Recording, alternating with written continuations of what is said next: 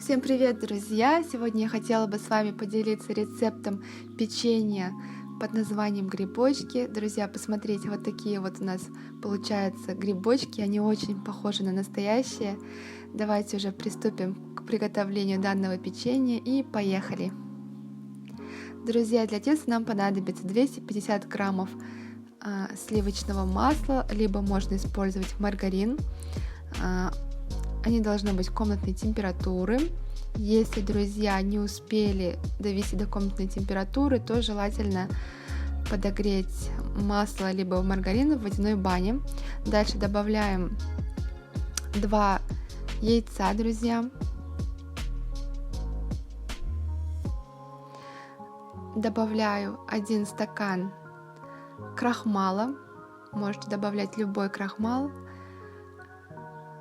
пищевой. Дальше добавляю 1 стакан сахарной пудры. Друзья, стакан у меня в 200 мл, размер стакана. Дальше добавила 2 чайные ложки разрыхлителя, немножечко ванилина. И все это дело предварительно перемешиваю аккуратненько ложкой, вот таким вот образом.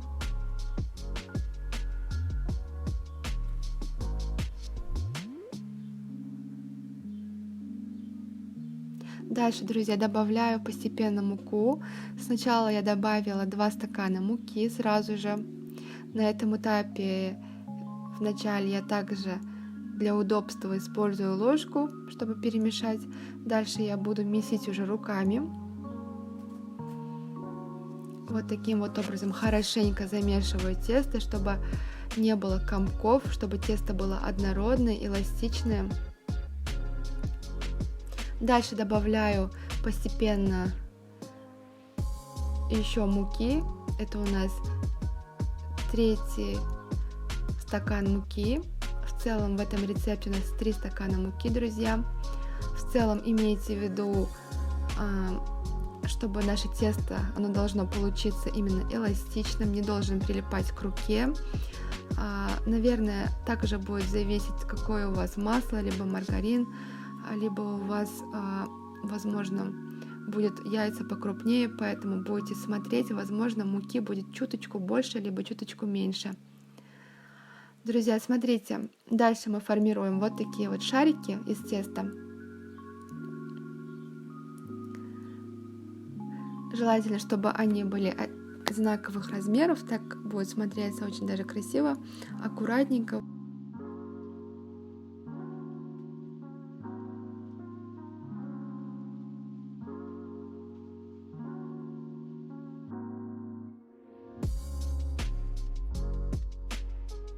Круговыми движениями формируете вот такие вот аккуратные шарики. У меня получились ровно 45 печенек получится, друзья.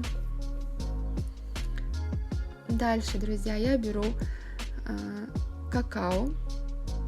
У меня тут 2 чайные ложки какао в отдельную такую посуду удобную, желательно такая вот пиала нужна нам. Дальше берем какую-нибудь баклажку, да, с таким вот горлышком. Предварительно смачиваем горлышко водой.